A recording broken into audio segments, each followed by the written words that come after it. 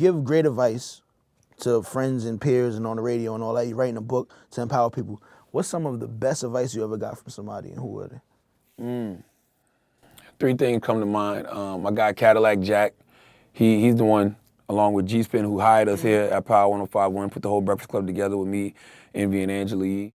He said that it's this thing called the Rule of 10. The Rule of 10 is 3 people gonna like it, 3 people not gonna like it, and 4 people just gonna be on the fence about it. Like, they're just gonna kind of remain neutral and just wait to see what happens. I use that whenever I say anything in life, or however I approach anything, like a TV show, or the radio show for that day, or a statement I might make. Like, 3 people gonna agree with it, 3 people not, and 4 people just gonna be on the fence about it. So you just have to take all of that into consideration, and that kind of goes into something my father told me a long time ago. My father said, "You're never as good as they say you are, and you're never as bad as they say you are." That's a fact.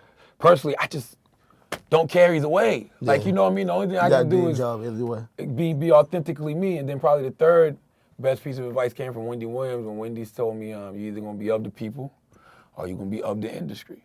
Because when you're of the people, can't be both. You can't be both. When you're of the people, you're gonna always speak like how the people speak, and you're gonna always talk like how the people talk, and you're gonna always give your honest opinion on things. When you get into the industry and you start getting cool with industry people, when certain things come up about them, you don't necessarily... You kind of shy away from it. Yeah, that's my friend. Yeah.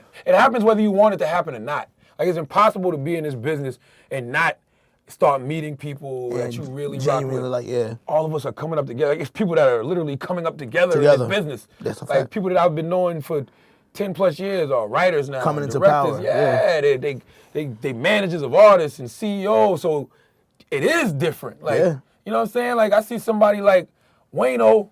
That's my man. I'm a little biased when it comes. I can't help it. Yeah. When if you hear a story about Wayno, you'll call him. Be like, yo, this is what I heard, man. Or even about Dave East, like, you know what I'm saying? Or Karen Civil. Like, I've been knowing Karen forever. I remember Karen was going off to Cali to sleep on the couches when she got to deal with B-Spot Dre. So it's like, you're a little biased. You can't help it. You know what I'm saying? Like, because you genuinely know those people. So when you're hearing things about them, you're like, nah, that ain't that person's character. I know that person. You know what I'm saying? So it's hard not to be human. It's human nature, yeah. What's some of the worst advice you ever got? We in the VIP one day at the 40-40, and it was a bunch of people like outside the VIP, and I'm like, damn, man. I'm like, I'm not really gonna be here. I'm leaning over, I'm dapping people up, and somebody comes to me and goes, yo, man, don't speak to nobody who can't get in VIP. Like, what? The fuck are you talking? Like, what the fuck? Now I really don't want to be here. You know what I mean? You can't never lose your touch with people, you know?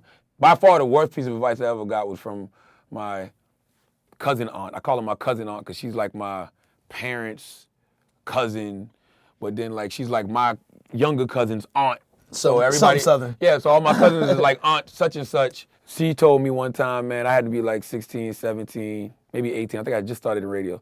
And I'm in her kitchen and I'm drunk as hell and I'm talking about all these things I want to do in my future. Can't wait to do this. I'm going to be doing that and blah, yada, yada, yada.